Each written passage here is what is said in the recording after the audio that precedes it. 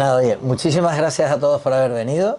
La verdad que cuando Carlos me dijo que venía a Barcelona a presentar su obra y que le acompañara a la presentación, a mí me sorprendió un poco, ¿no? Digo, bueno, soy amigo tuyo, te lo hago encantado, pero me sorprendió y fue una responsabilidad, pero también, bueno, pues te involucras y al final lo cogí con muchas ganas, ¿no? Así que muchas gracias, ¿eh? Por Estaba un confiar en poco mí. acojonado, di la verdad. Un poquito, un poquito.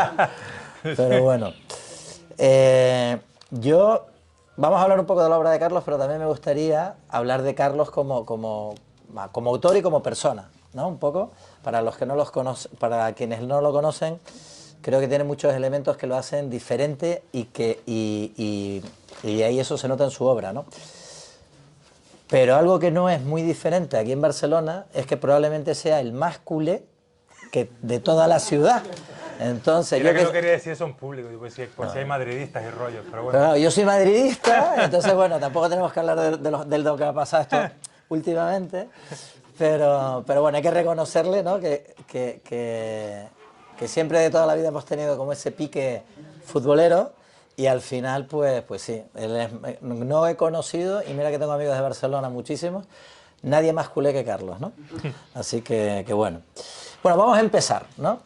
Ahora les voy a preguntar a todos, y quien sepa que lo responda. Vamos a ver, Monrovia, capital de... Liberia, bueno. Bien. Puerto Moresby, capital de...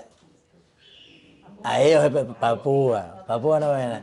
Bueno, pues sí, efectivamente, Carlos ha vivido en esos países que poca gente sabe cuál es la capital del país, ¿no? Esos que están en algún lugar en el mapa, que algunos sabría, incluso algunos se equivocaría de continente, pues Carlos ha vivido ahí y ha tenido muchas experiencias. Y no solo eso, sino que Carlos un día me llama, Carlos, ¿dónde estás? Y tal, y estaba en China, contándome sus vacaciones. ¿Y qué tal China? No, pero es que no he estado de vacaciones en China. Venía de vacaciones de Corea del Norte. ¿Alguien de ustedes conoce a alguien que haya ido de vacaciones a Corea del Norte? Creo que en el ranking en el recuento de turistas de ese año estaba Carlos y otro despistado. Creo que no había nadie más, ¿no? Entonces Carlos te sorprende con sus viajes, con sus aventuras y con su vida, ¿no?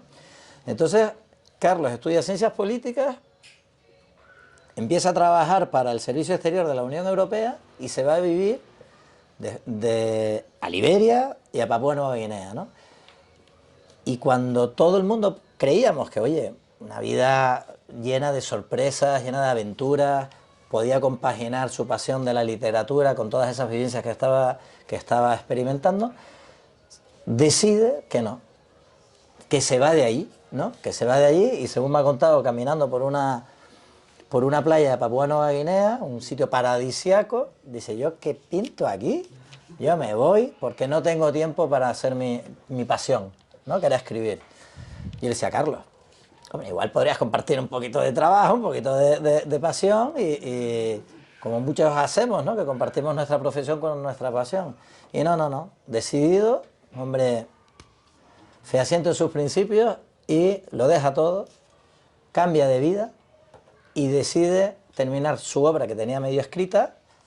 Me voy de aquí, y no se va a ningún otro lugar, no vuelve a casa, no, se va al más puro estilo literario a Fuerteventura, como Miguel de Unamuno, a terminar su obra, ¿no? Fuerteventura, a pesar de ser muy grande, se le hizo pequeña y al final, bueno, cambió de isla y se fue a Gran Canaria, ¿no? Eso yo creo que es una buena introducción para que nos situemos a qué personaje tenemos aquí, ¿no? Esa primera novela que escribe es Me voy de aquí, no novela, perdón, un libro de relatos breves, publicada por Editorial Nazarí. Y yo digo, le pregunté a Carlos, luego nos lo contará él, que algo de autobiográfico tiene, ¿no? Al menos el título, porque yo creo que de ahí mucho tenía que ver, ¿no? Ese título de me voy de aquí, me voy de Papúa, me voy de cambio de vida, con todo lo que vamos a ver ahora, con lo que nos va a contar él, ¿no? Se tratan de 10 relatos con ese nexo común que es cambiar de vida. Carlos se pone en la piel y da voz no solo a él mismo, sino a mujeres, hombres e incluso hasta animales, que son los protagonistas de estos 10 relatos. Su dominio de la prosa te embriaga porque con pocas palabras, decir muchísimo. Unos están escritos en primera persona, otros en tercera, e incluso pensó también hacerlo en segunda, pero finalmente lo descartó. Del mismo modo que descartó otros 12 relatos, es decir, él ya tenía 22 relatos y decidió hacer una buena selección, una buena criba y elegir esos 10 que para él, con su punto, su criterio y su punto de vista, era lo mejor que podía hacer para estrenarse como autor. Yo creo que ahí hay que aplaudir un poco ese criterio y esa selección de tratar de estrenarse con lo mejor que él podía, ¿no? Vamos, tengo aquí apuntadas 2 cositas de lo que se han dicho de su primera obra, ¿no? José Ovejero, otro gran escritor, comenta: un primer libro de relatos en el que destacan un uso atrevido y creativo del lenguaje, diálogos fluidos y una valentía innegable a la hora de dejar en el aire las respuestas. Y a mí en varios de los relatos me ha sorprendido cómo terminan. Yo diría que Carlos podría considerarse como un maestro de la elipsis, ¿no? Porque terminan en unos fantásticos puntos suspensivos que cada lector interprete cómo termina, ¿no? Y cada uno imagine, interprete, piense cómo podría terminar o no, y creo que es muy interesante, mantiene el vilo. A mí eso me ha encantado. Matías Candeira comenta: seducirá al lector y lo hará participar en la ironía, el descreimiento y la distancia hacia todo ese territorio narrativo del estatus, las relaciones sociales y la impostura de lo cursi. Al final, todos tratan de escapar y encontrar soluciones en diferentes lugares: el matrimonio, el amor, viajando a lugares remotos como él, y como muchos de nosotros cuando queremos escapar, que nos vamos a lugares paradisíacos o no, buscando empleo estable, buscando la ayuda de coaches y de psicólogos, incluso, que a mí me divirtió mucho, recurriendo a las huelgas nocturnas, ¿no? Yo desde mi punto de vista os recomiendo al que no lo haya leído, que lo compre y que lo lea. Pero leerlo, como dicen los médicos, uno al día, ¿eh? Un relatito al día, incluso releerlo. Porque cada uno en sí, desde mi punto de vista, es una pequeña gran obra, ¿no? Entonces, creo que si leyéramos todo el libro de golpe nos daríamos un atracón, ¿eh? Y tendríamos que desintoxicarnos rápidamente para luego volvernos a intoxicar poquito a poco. Vamos a hablar ahora también de otras hogueras. De repente hablamos de una prosa profunda y entusiasmante, cambiamos de género y nos vamos a la poesía, ¿no? Segunda obra, cambio de género por completo. Otras hogueras, versos de queroseno y cristal. Ya nos contará Carlos eso de versos de queroseno y cristal, que seguro que ustedes se están muriendo de ganas. Es un encuentro múltiple, un viaje interior y a la vez hacia afuera. Yo, que soy navegante, como algunos de los de aquí, diría que es como una travesía contracorriente, donde se habla de amor asimétrico y de bohemios incompatibles, de escapismo, recordando un poco la primera obra. Y también se habla de las sorpresas de la rutina. Dicen que Otras hogueras es una sucesión de lugares y personajes tan heterogéneos como reconocibles. Vamos, el mundo que pisamos. Y hay una reseña que me ha hecho bastante ilusión y por el aprecio que le tengo a Carlos, que es del Premio Nacional de Poesía, Jesús Urseloy, que dijo nada más y nada menos que este libro que tenemos aquí, es un libro donde la poesía respira una obra deliciosa. Nos propone un viaje distinto y una experiencia de lo más singular. O sea, que el Premio Nacional de Poesía te diga esto, Carlos, enhorabuena. Bueno, pues sin más preámbulos, espero que esté a la altura de esta presentación. Totalmente. Vamos a ir hablando de cada una de las novelas. Vamos a empezar por Me voy de aquí. Cuéntanos qué se va a encontrar el lector en tu primera obra. Bueno, en primer lugar quiero saludar a todos, quiero dar la bienvenida, las buenas noches había preparado, iba a decir bona nit a tothom, como estén, benvinguts. Ya les dije que era culé. ¿Eh? Y yo, bueno, sé un par de palabrotas, pero claro, no las voy a decir. Esa es más o menos todo mi catalán. Bueno, muchísimas gracias. La verdad es que estoy súper agradecido. A Ricardo, por supuesto, porque ha hecho un trabajo de captación tremendo para atraer gente al acto. A todos ustedes, por estar aquí. Encantado de estar en Barcelona, una de mis ciudades favoritas, sin duda. Y la verdad que también es un honor estar rodeado por un público tan talentoso, porque estoy viendo todos los perfiles que hay aquí, en todos los ámbitos profesionales, incluido pues la vela, el diseño, la moda, etcétera, y todos con gente muy destacada en sus diferentes profesiones. Así que para mí es un auténtico honor hablar ante todos vosotros. Sobre Me voy de aquí. Bueno, la historia, tratando de resumirla, claro, porque es un libro que tardé en escribirlo más de 15 años, parece una barbaridad, porque en realidad fueron unos 17, y una bestialidad total, que tiene varias razones o varias explicaciones.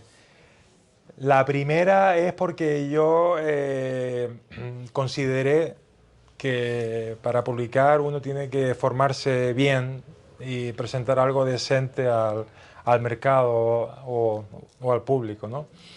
Entonces, el libro viene sobre todo a raíz de un curso que hice en la Escuela de Escritores de Madrid en el año 2003, y nos habían dicho que escribiésemos relatos cortos.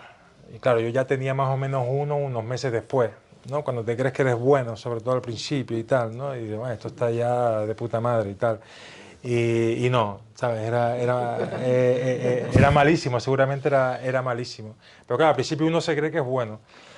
Cuando vas descubriendo las complejidades de la lengua, de la sintaxis, de la literatura, pues te vas dando cuenta que no es tan sencillo escribir un libro mínimamente decente. Bueno, eso por un lado. Todo el proceso de formación que yo consideraba necesario, claro, que cuanto más te formabas, pues más recursos veías, más posibilidades y más retraso, entre comillas, llevaba la obra. Y después mi carrera profesional, que por otro lado se iba complicando en el buen sentido, porque aposté por un objetivo muy ambicioso, que era ser miembro del Servicio Exterior de la Unión Europea, que requería mucho trabajo y después mucha dedicación. Total, que me metí en un berenjenal que era incapaz de asumir hasta que explotó. Explotó con la decisión de dedicarme única y exclusivamente a la literatura, si quería ir en serio, que era mi idea, porque sencillamente no tenía tiempo. Lo que dijo Ricardo, las caminatas kilométricas por las playas de Port Moresby en Papúa Nueva Guinea, pues tuvieron una gran importancia para tomar la decisión final, pero no fue solo ahí, era una decisión que venía rondando en mi cabeza por lo menos 7, 8, 9 o 10 años, y muchos de los que me conocen aquí pues ya lo saben.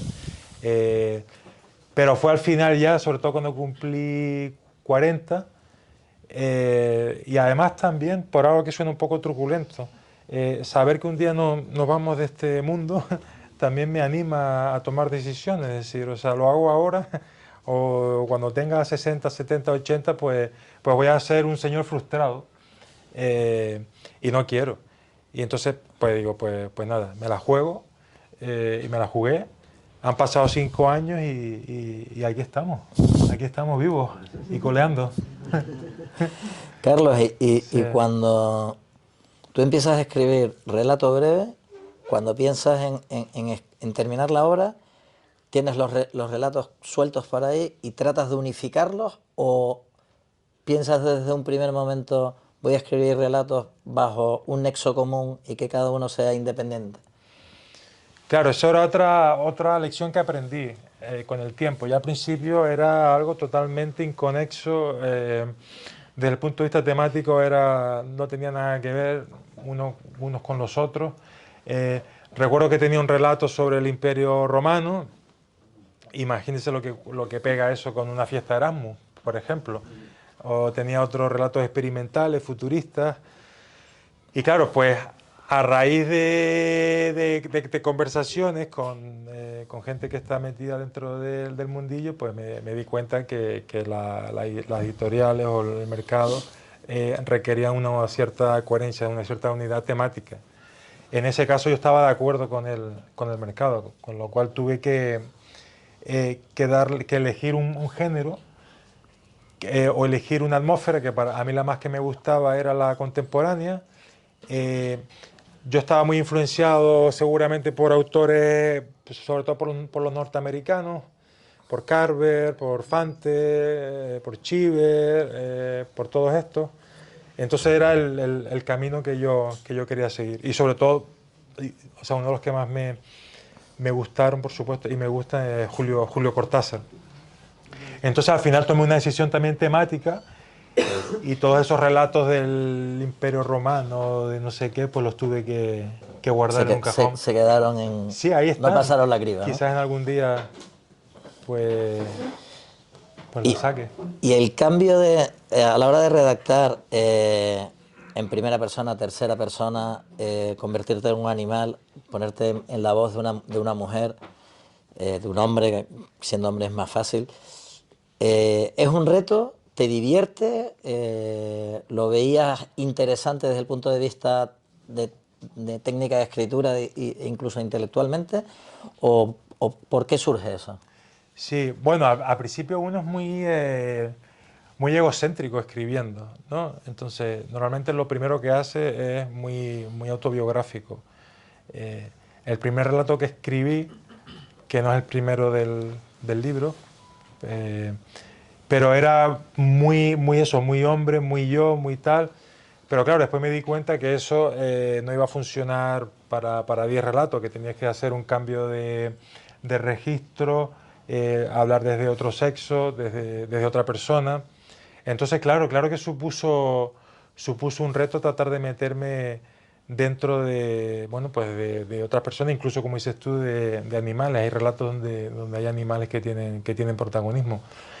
Entonces, eso está bien porque te hace, digamos, abrir la perspectiva, te hace mirar más un poco el universo del que está compuesto además la vida, ¿no? Porque aquí convivimos pues todos los sexos y todos los géneros.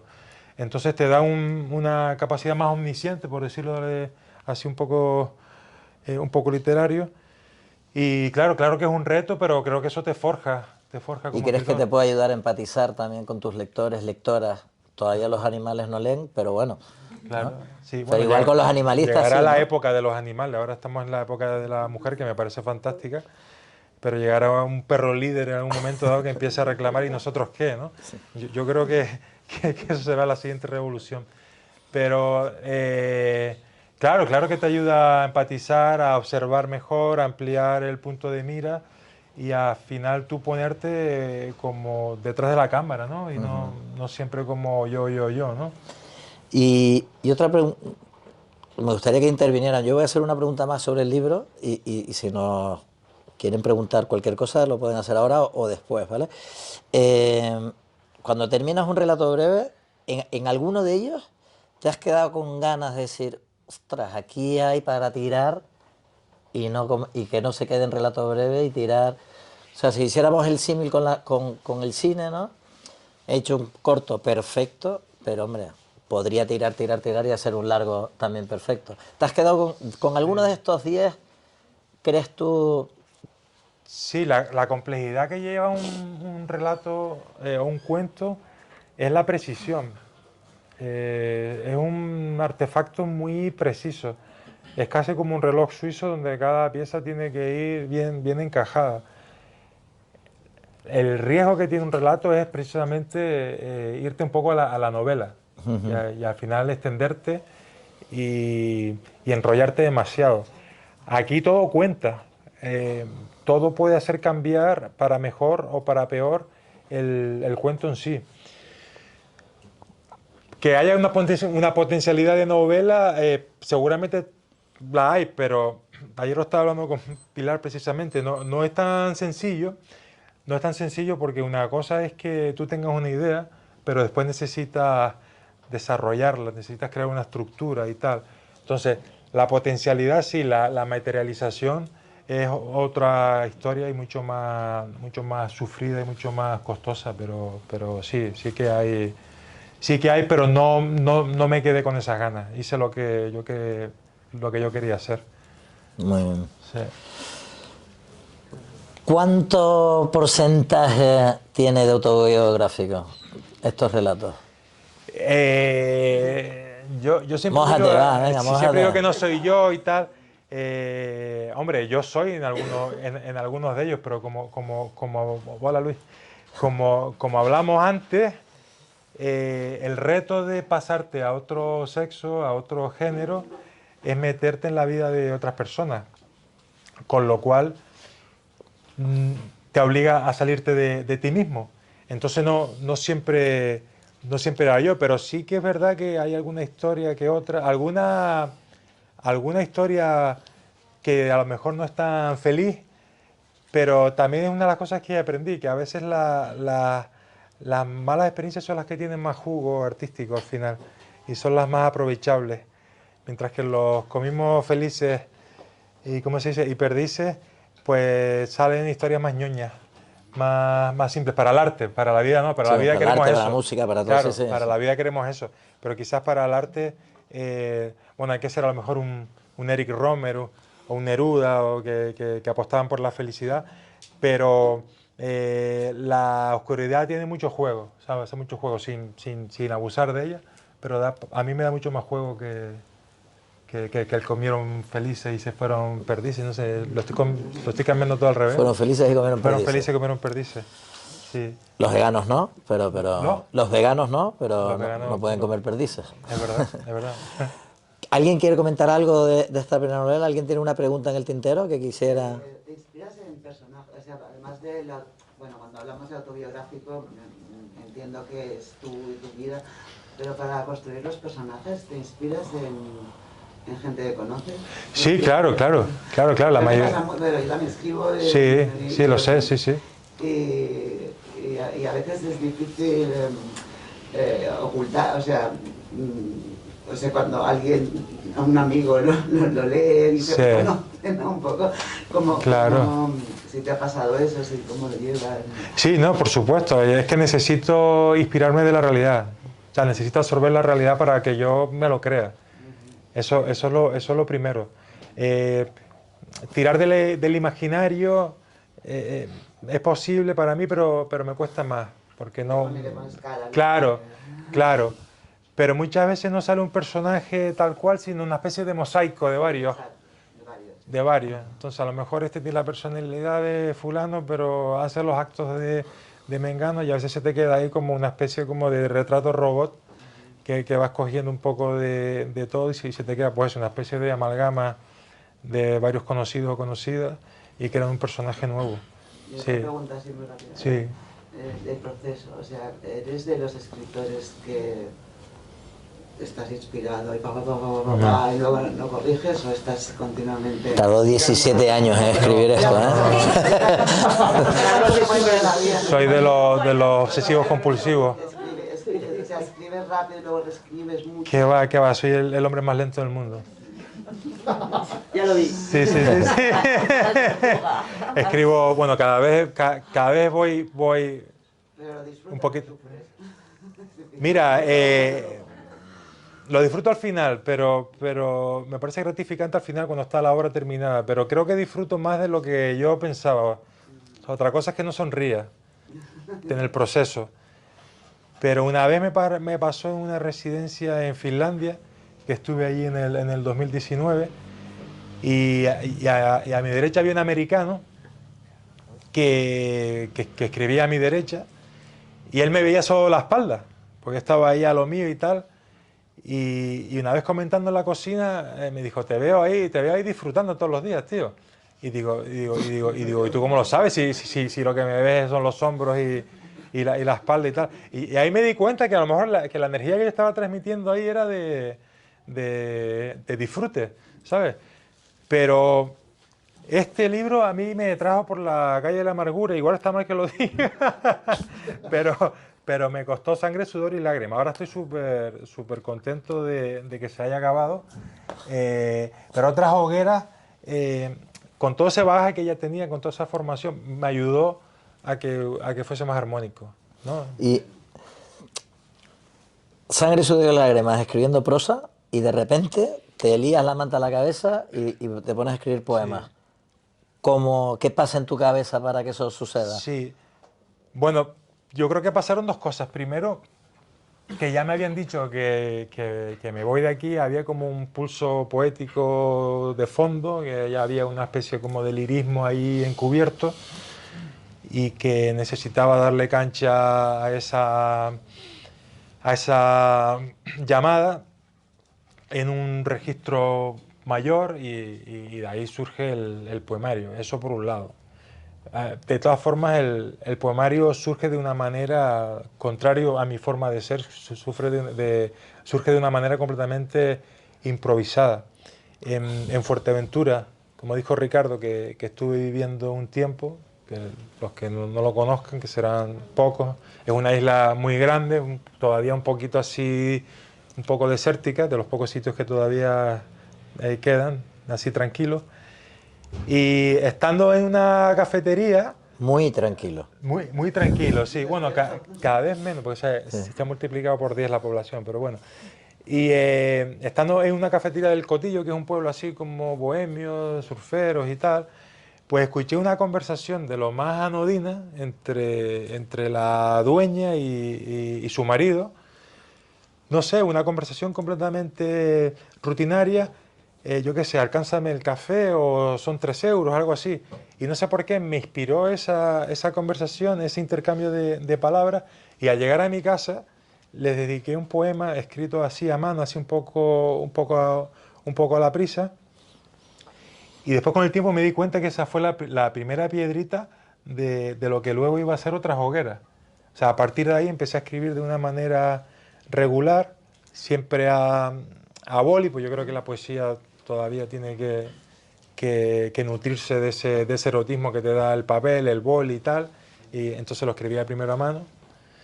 Y también estaba, como me gustan mucho los deportes, como dijo Ricardo, aunque yo nunca había dicho en público que soy el Barça para que los madridistas también me compren los libros, pero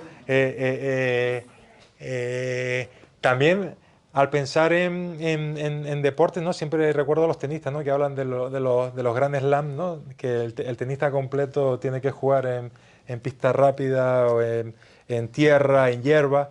Pues digo, pues a lo mejor el artista completo tiene que probar de todos los géneros, ¿no? Prosa, poesía, siguiente género. Teatro, artículos. ¿Con qué te sientes cómodo? ¿Con otro? Hombre, yo me considero sobre todo prosista, me considero narrador. No me considero, aquí lo digo con toda sinceridad, no me considero poeta. Tampoco me considero dramaturgo, aunque vaya a sacar una obra de teatro. Pero a veces hay unas pulsiones ahí donde uno tiene que darle rienda suelta porque te lo está pidiendo y salen estos libros que, bueno, que después, bueno, pues gracias a Dios gustan. Pero bueno, que casi siempre uno tiene una base, ¿no? Porque tampoco la vida y el perfil humano te da como para abarcarlo todo, ¿no? Sería imposible. Y cuéntanos del título y del subtítulo. Yo me sé la historia, pero cuéntala aquí.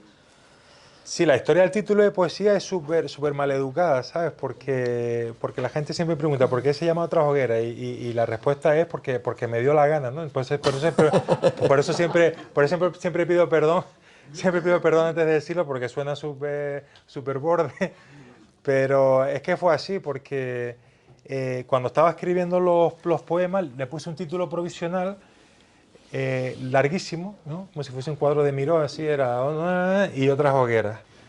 Un título horrible. Y al final lo recorté en Otras hogueras sencillamente porque me sonaba bien. Entonces me di cuenta que la fonética por sí sola ya crea belleza, ya genera sentido y ya te conduce a un camino que con el tiempo, en mi caso, te va dando una explicación lógica. Aunque la poesía muchas veces, igual que a lo mejor la pintura, no requiere una explicación lógica. Entonces, al principio fue más un intento abstracto de definir algo que todavía no tenía mucha forma. De hecho, como tú dijiste antes, hay 22 poemas, pero habían unos 50. También cuando los escribí mucho en Finlandia, creyéndome que también era una obra maestra, y cuando llegué a Lanzarote digo, joder, pues hay algunos que no se pueden es que huelen mal y todo, ¿no? Entonces empecé a cargarme ahí, hasta dejar los que yo ya pensaba que tenían un mínimo de dignidad o de calidad suficiente para mostrar. Y con el tiempo he ido yo mismo descubriendo el título. Va cobrando forma el libro y va dotándose de una cierta lógica que al principio pues no la tenía. Entonces he llegado a la conclusión de que otras hogueras refieren un poco a la cara. Estoy todo el rato haciendo como si estuviese como en una discoteca o algo así. Refiere como un poco a la cara B de la vida, ¿no? Esa parte un poco que todos llevamos con nosotros, pero que no solemos mostrar. Creo que esas son las otras hogueras. Siendo las hogueras a secas, pues un poco la imagen que ¿Y por qué versos de queroseno y cristal? Y versos de queroseno y cristal también con el tiempo también lo descubrí. Es un poemario donde se viaja mucho, aunque es un poco el antiviaje, porque aquí el lector no va a visitar sitios pues harto conocidos, como puede ser París, como puede ser Londres, Nueva York, todos esos sitios, bueno, fantásticos, pero que están un poco manoseados. Como tú dijiste antes, pues a mí me interesaban más sitios en teoría inhóspitos, pero que en la práctica yo he disfrutado muchísimo, como Pyongyang, en Corea del Norte, Kosovo, que me lo pasé muy bien en Kosovo, esto suena súper raro, pero es así, en Mitrovica, en sitios así, en apariencia hasta desagradables, pero en la práctica no tanto. Y entonces el queroseno es el combustible de los aviones. Entonces también me di cuenta que lo había subtitulado de manera inconsciente por eso. Y cristal, un poco por lo que dije antes, por la cara B, pero que al final eso se cae, ¿no? Somos transparentes tarde o temprano. Y un amigo también me dijo que me apropié de su idea, que el cristal también hacía referencia a la fragilidad humana, que va con nosotros también. Así que un poco todo eso es el corpus teórico o significativo de los títulos. Y para ti que te estrenas como poeta con este poemario, que el Premio Nacional de Poesía te haya hecho esa reseña, ¿cómo, Hombre, o sea, cómo reaccionas? Hombre, pues súper contento, súper agradecido y satisfecho.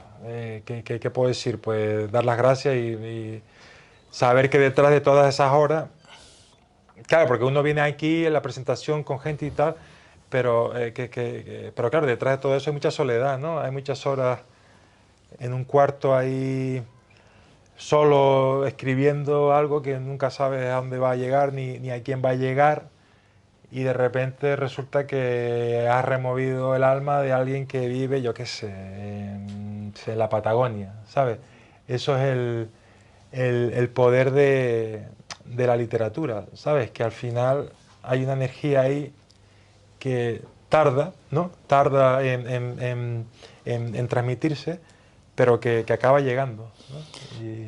De otras hogueras, Sí. José Manuel Díez, premio Hiperión, dijo: otras hogueras nos lleva de la mano hacia dos emociones básicas en todo buen libro de poemas. Uno, la certeza del viaje inmóvil, y dos, la capacidad de empatía asombrada con el sujeto poético. O sea, yo creo que después del Premio Nacional de Poesía y esto, para estrenarte como poeta, ¿no? Bueno, creo que tu apuesta, no, que parecía arriesgada en un inicio, te tienes que como reafirmar en que ese reto que nos contabas al principio, pues está superado, ¿no? Bueno, vamos a ver. Bueno, no sé si está superado o no. Lo que hay es trabajo detrás, eso sin duda. Eso para mí es innegociable. darlo todo. O sea, hay trabajo y esfuerzo hasta que uno no puede más. De eso no cabe duda. Entonces, normalmente cuando alguien hace eso, hay resultados, tarde o temprano, que eso es lo que también tiene que comprender un escritor, sobre todo suele pasar tarde, más que temprano. No es como otras profesiones que empiezas a ver resultados pues a 2, 3 años, o una empresa. Aquí igual ves resultados, yo qué sé, yo llevo escribiendo de una manera regular pues 19 años, o sea, estoy viendo ahora algunos frutos.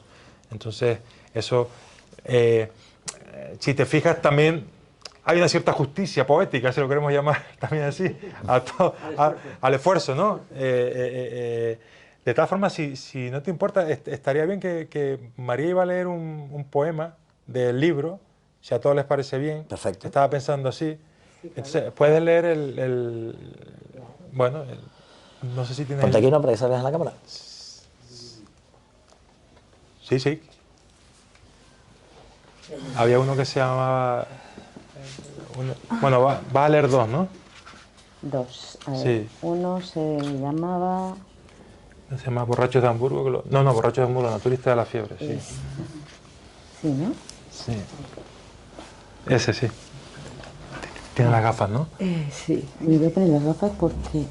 Que hoy lo ensayamos en la pizzería, sí, te equivocaste un par de veces. Y de memoria. Y de memoria, como que no. Primero agradecerles a todos que hayan venido aquí a compartir estos momentos con Carlos y con Ricardo. Gracias. Y bueno, vamos a... Turista de la Fiebre. Cansado del abrazo, rechazó los besos, las playas de carne y las palmeras de siempre. Ignoró el yate, el mojito, y dejó atrás un paraíso, certificado de brisas serviles. Buscó jaquecas, abismos, herpes y pus. Y se alejó al encuentro de una fiebre despreciada y perpleja por tanto afecto. Fue una sobredosis de sol y playa, explicó a los incrédulos. De verano sencillo y bachata hasta en la sopa. Una esquina antipática le hizo sendero y un hogar de espinas. Pyongyang, Conakry, albergaron al turista de la fiebre. En Mitrovica estalló de pronto. En risas de loco divertido, se burló de sí mismo y de sus cosas. Seguía durmiendo mal. Bueno, ese es uno, que se llama Turista de la Fiebre, que es un poco lo que dijo antes Ricardo, ¿no? La apología del antiviaje, de los sitios raros. Ese sí. Ese sí. Sí. Vamos el inciso, Carlos, espero encontrar que ya me has dado dos pistas en el Beboy de aquí. ¿Cómo, perdón? Que me has dicho que había algún relato autobiográfico tuyo en el Beboy de aquí. Sí, claro, alguno que otro hay. Ya me has Sí. dado dos pistas, espero encontrarlas, porque una has dicho, porque yo soy, no cotilla, pero soy un poco fisgona. Y he oído que estaba reflejado, que podía ser que hubiera reflejado una mujer, o sea que ya me has dado una pista por aquí. ¿Qué de mujer? Me has dicho que había un relato, que podía ser una mujer, pero que no sé qué, que estaba reflejado. Tú ya me has dado por ahí una pista de algo. Sí. Por eso me has dado otra pista que ya no me acuerdo. Claro, pero un poco también lo que le dije a Silvia antes, que a veces son trozos fragmentados, ¿no? Sí. No se engañe a nadie, la literatura nunca es autobiográfica. Bueno, lo he dicho puede él. puede tener elementos de la realidad del autor. Bueno, eso nunca pero la literatura es mentira siempre, por eso es literatura. Bueno, ya desde que decimos ficción es una interpretación, ¿no? Sí, que de la uno realidad. puede tomar elementos y en tu caso, además yo que lo he leído, Claro. puedes tomar elementos, pero luego el autor miente, pues inventa algo. No, claro. Bueno, pero que ella me entiende. Sí, no, claro. Las dos tienen razón. ¿Qué vas a decir? Estudió ciencias políticas, iba para diplomático. Bueno, le he preguntado para que me dé la razón, le he preguntado por curiosidad. Vamos a leer Regreso y ponemos el teaser, yo creo que vamos cerrando. Sí. Sobre tomillos... sobre tobillos trémulos. He ido más rápida para la segunda. Esto va a quedar buenísimo en el vídeo. He vuelto al lugar que no me vio nacer. es un minúsculo territorio con patas de mosquito que expulsa un aliento local de sosa cáustica. Las caras de toda la vida, tan cambiadas. Es la guerra que me tendió la alfombra de mi niñez, la casa, un cariño. Marché siempre que pude a la búsqueda de un enigma inexistente. Creí hallar la salvación en playas lejanas, en acentos fineses, en risas perdidas. Regreso, con las manos vacías de rica experiencia, caminando solitario a la caza de un irreal placer retrospectivo, de la disección inútil del pretérito anterior. ¿Puedo entrar en alguna verdad? Soy los tumbos y la certeza del desconcierto. Viaje cerebral. ¡Apártate! He vuelto con todas las respuestas. Llámame. Pues sigo perdido. Gracias. Si quieres les pongo el vídeo, Vale. les pongo el teaser. Tenemos un book trailer. Sí. O sea, has dicho de todos tus referentes, que me encantan, además. Sí. Para la prosa, pues bueno, la short story americana, Sí. Harvard. Sí. Para la poesía. Para la poesía, mira, también ahí tiro mucho de lo anglosajón. Lo castellano lo tengo ahí un poco pendiente, la verdad. Me gusta mucho Eliot, por ejemplo, es mi poeta favorito probablemente. Bueno, también me gusta Bonal, Caballero Bonal, es otra de mis referencias, César Vallejo. Pero quizás en poesía no tengo unos referentes tan marcados como en prosa. Y ojo, una cosa es que te guste un autor y otra cosa es que escribas como ese autor. Para mí me gusta Borges, pero no tengo nada que ver con Borges, creo. ¿Sabes? Que eso a veces también se confunde. Una cosa es que sea, o sea, que te gusten ciertos autores y otra cosa es que tengas un estilo parecido. A veces todo lo contrario. Bueno, y me olvidé de nombrar a Henry Miller, por supuesto, que fue también uno de los motivadores de que yo me dedique a la escritura. Sí, sí, ¿Alguien sí, sí. tiene alguna pregunta? Ya no me atrevo. Sí. Claro, es una broma. Mira, después vamos a... ¿Tienes una pregunta? Sí, no, lo digo como ahora, porque igual hay peleita, después vamos a sacar cava. Después vamos a sacar cava. No, que se me olvidó. Es perfecto, porque se me olvidó comentar que tenemos cava para que lo sepan, para que se la beban. Cuéntala. Retomando las preguntas que te ha hecho Ricardo, Sí. ella también, ¿no? De que va, mójate, Sí. si es biografía, autobiografía, si disfrutas escribiendo. Carlos, tu mejor obra. ¿Mi mejor obra? Tu mejor obra. Es que esa pregunta, es que si soy súper sincero, bueno, mi obra son estos dos libros. Si te refieres a mi... Es como una madre, ¿no? Que le pregunta, Claro, ¿cuál es como elegir tu padre o tu madre. Bueno, me voy a callar. Pero no puedo, porque es que no puedo elegirte ninguno. Quizás, o sea, los que recuerdo, los que me hicieron más sufrir, por ejemplo, yo siempre hablo de Viseras, aunque es un cuento de Me voy de aquí, que no es necesariamente ni mi favorito ni mi mejor cuento, pero sí recuerdo los quebraderos de cabeza que me dio ese relato. Y estando en Hawái, así que suena así muy snob, pero fue así, me dio la clave de lo que le fallaba a ese relato, que tenía un problema de proporcionalidad. O sea, había un personaje que se pasaba, acaparaba demasiado. O sea, había que cortarle un poco las alas, porque crecía demasiado. Y recuerdo ese relato porque cambié los tiempos, cambié las personas, cambié los ritmos y seguía sin funcionar. Eso dice mucho de ti como escritor. Bueno, transformando... Claro, pero por eso te digo que esto casi me vuelve loco. 17 años. Sí. Vamos a poner... Sí, yo tengo una pregunta antes de que pongas el vídeo. Sí. ¿Qué es lo más difícil como escritor en tu día a día?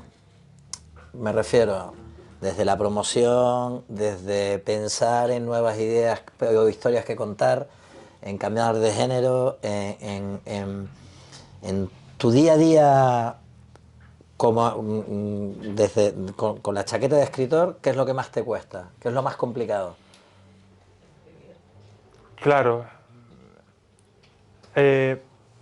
Lo que da como diciendo, joder, que ahora que estoy, por ejemplo, con una novela, digo, lo que genera como una sensación de abismo, ¿no? Como dice Seth Godin, es cuando estás escribiendo una novela, acabas un primer draft, vas a empezar el segundo, y digo, he escrito más de 100.000 palabras y ahora las tengo que volver a escribir, dices tú. Y además no te puedes escaquear, ¿no? Que no es como un trabajo, ¿no? Que te escaqueas un poco, es que aquí cada palabra va a ser leída. O sea, es una exposición brutal, o sea, va a ser fiscalizado sí o sí. Ahí es cuando dices tú, joder, pues esto es difícil. ¿Sabes? Se te viene un poco el mundo arriba, ¿no? Pero claro, ahí está el escritor. El escritor es el que cuando está en la parte meseta sigue. Porque empezar, todo el mundo empieza muy entusiasmado. Terminas porque ves el final. Pero cuando estás en la meseta, esa es la parte complicada donde se ve la pureza del escritor, ¿no? O la raza del escritor, donde dices tú, ahí es donde la mayoría de la gente cae. Bueno. Donde la mayoría de las novelas se abandonan. Porque lo normal es que una novela, por ejemplo, se atasque. Pero uno tiene que comprender que eso es normal. Y ahora, como persona, porque con las experiencias que has tenido, que nos has compartido aquí, a toda la gente que estamos aquí, ¿qué consejos le podrías dar para toda esa gente que tiene su profesión, tiene su pasión y no se atreven a dar el paso que hiciste tú, ¿no? Rompo la baraja, empiezo de nuevo porque nunca es tarde, porque la vida solo hay una, ¿no? Como contabas. Sí, hombre, a mí no me gusta ir de Paulo Coelho por la vida así, decir la gente ya es esto, a lo otro, y odio dar lecciones de vida. Hombre, yo creo que lo que sí me he dado cuenta es que mi historia personal inspira a mucha gente. La verdad es que no pensaba que iba a ser así. Yo, por lo menos, yo no me puedo meter en la mente de las personas, pero por lo menos sí vi claro que si no lo hacía, me iba a frustrar. Iba a tener una vida triste y me iba a acartonar y iba a dejar a lo mejor de sonreír, y iba a estar de mala leche. De hecho, ya me notaba como que si tuviese pulgas. Entonces, a la gente que está en esa situación, pues, desde toda la humildad posible, pues que se pueda hacer y no te va a pasar nada malo. Al revés, lo normal es que, o sea, que lo hagas, pero eso sí, nadie ha dicho que vaya a ser fácil, que esa es otra, ¿no? Que la gente se cree, no, ya estoy haciendo lo mío y ahora voy como una autopista, no. O sea, vas en la... Lleno de curvas. Claro, vas en la dirección correcta, pero no va a ser fácil. O sea, esto es una profesión durísima y también hay que tener en cuenta que el no es tu... Mira, el hijo Ricardo tiene una pregunta. que el no es tu amigo, eso también es algo que yo he aprendido, ¿no? Que nos venimos abajo con los noes, con los rechazos, con las cosas que no salen. Pues no, el no es lo normal. Y después de 30 no hay un sí. ¿Sabes? Todas las grandes historias están hechas así. Diego. ¿Te diviertes escribiendo? Yo quiero pensar que sí, pero no siempre. Me divierto al final revisándolo, o cuando ya está hecho. Pero el proceso en sí me cuesta más disfrutar, pero no puedo vivir sin él, sin esa sensación, porque no necesariamente aspiro a la diversión como fin último. No es lo que me hace feliz la diversión. Me hace feliz a lo mejor la producción. Que igual la respuesta es demasiado compleja para el niño. No te creas. Debatiremos en casa. Claro. Bueno. Claro. ¿Vemos el vídeo? Sí, mira, vamos a ver el vídeo y yo Y Cava, vídeo y Cava, ¿no? Vídeo y Cava, sí.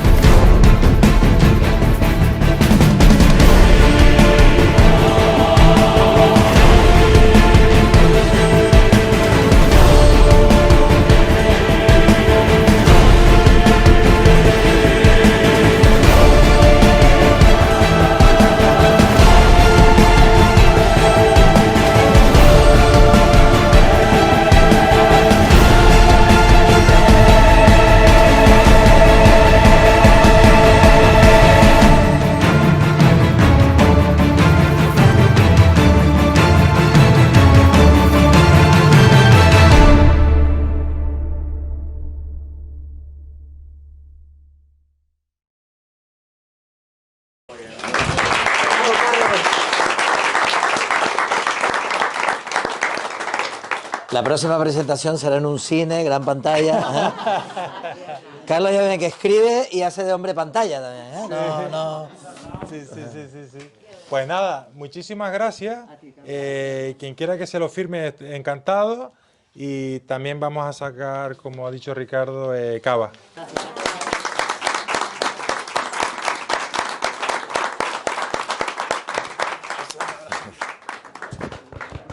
Muchas gracias, tío. Siempre se olvida.